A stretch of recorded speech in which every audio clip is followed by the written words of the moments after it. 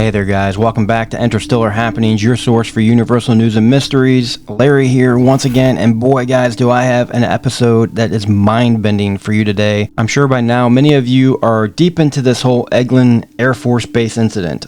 I just want to be fully transparent here. Myself, Representative Burchett and Representative Gates had attended an Air Force base, and we were blocked not only by the Pentagon but by the Department of the Air Force from seeing information, talking to witnesses.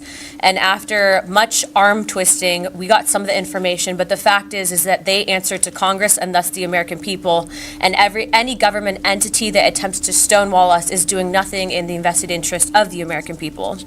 When I take at face value the numerous roadblocks that we've been presented with, it leads me to believe that they are indeed hiding information. I look forward to bringing this topic to light and finding out the truth of what is really out there.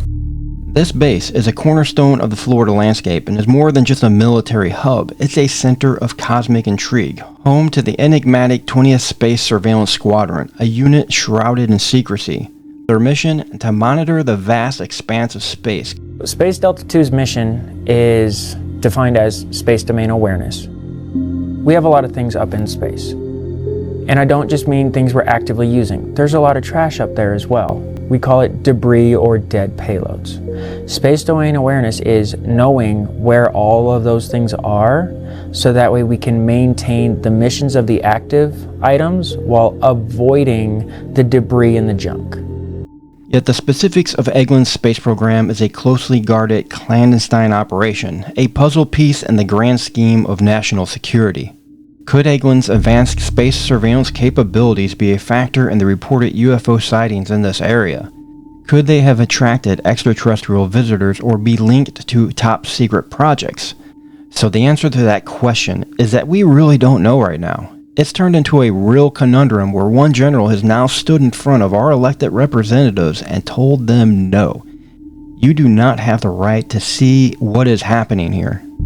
Our colleague Matt Gates was contacted by some folks that said that some people would like to talk about some information, some things they'd seen, and we contacted the Air Force and we flew. We were told we were going to be briefed on this issue, the UFO, UAP. I like UFO, and we got down there, and it was the traditional skiff James Bond stuff. You leave your phone, your Fitbit. We go in, and the synopsis had nothing to do. It was some pretty big important stuff, but it was not anything to do with the UFO. And we stopped the thing rightfully right in the middle of it and said, "Hey, this is not what you all told us we were coming down here for." And they basically told us, "We're not going to give it to you." The arrogance of this general was beyond belief. The Pentagon, this is Department of the Air Force. It was the commanding, oh yeah, of course. It was the commanding general of Eglin Air Force Base. And ultimately, even before we got down there, the Pentagon actually tried to cancel the field hearing. These are elected officials representing you and me getting shut down, blocked, or as Burchett likes to say, stonewalled. These were whistleblowers. These were pilots that had come forward to Representative Gates' office with information saying this needs to be investigated. We have an increase in sightings in this region, and it's a cause for concern for national security reasons. We don't know what it is. So we went down there. We were stonewalled. They would not give us access to testimony from some of the pilots. They were hiding images and information. We were told there was pictures available, which we still haven't seen. And ultimately what ended up happening is we had to actually call House Armed Services. Chairman Rogers got involved. The Pentagon got involved. The Department of the Air Force got involved.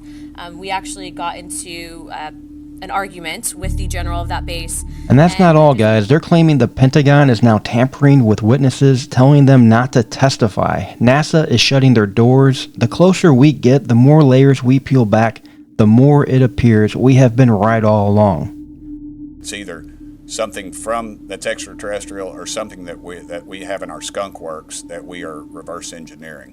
The sightings, the cover-ups, the struggle for transparency, they're all part of a larger narrative, and as we continue to dig deeper, we'll keep connecting these dots for you, keep asking the hard questions, because the truth is out there, guys, and together we are going to uncover it. But enough about the political spectrum. The news is coming in so fast I can't even keep up with it, and I want to discuss a recent sighting with you that occurred just a few days ago. On July 20th, 2023, the quiet evening sky of Solana Beach, California was transformed. Witnesses were left in awe as a formation of glowing orbs danced above the Del Mar racetrack. These orbs, my friends, were not just hovering. They were performing a ballet of lights, morphing from one formation to another.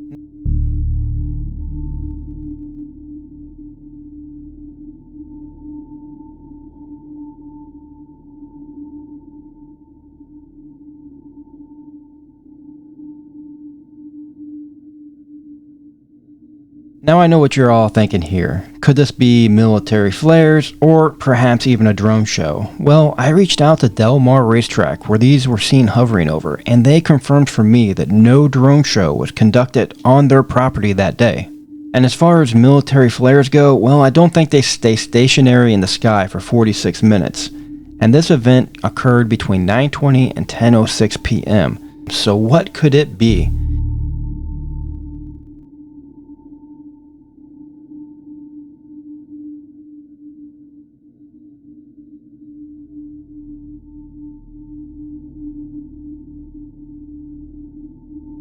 Well, it appears there's more to this story, guys, and we're gonna get to the bottom of it. Right after the orbs disappeared, airplanes were observed returning to the area. Is this just a coincidence, or are they investigating the spectacle that we just witnessed?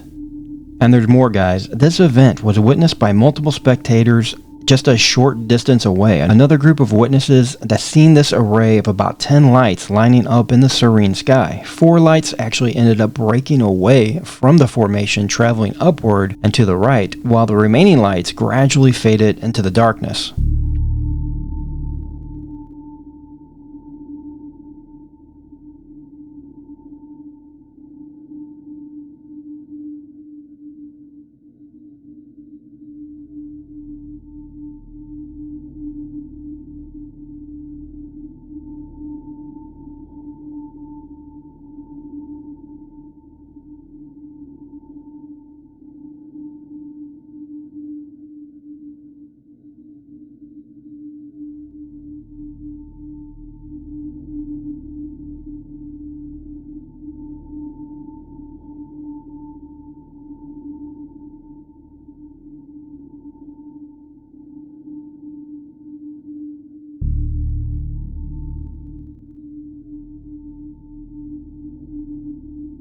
One keen observer equipped with high-powered binoculars even reported that 4 lights were attached to a large cylindrical object. This enigmatic cylinder seemed to hover in the sky with no visible means of propulsion. And get this, some of these orbs are orange, some are red, some are green. They appear to be morphing into different formations, and one observer even stated they appear to be dropping other orbs.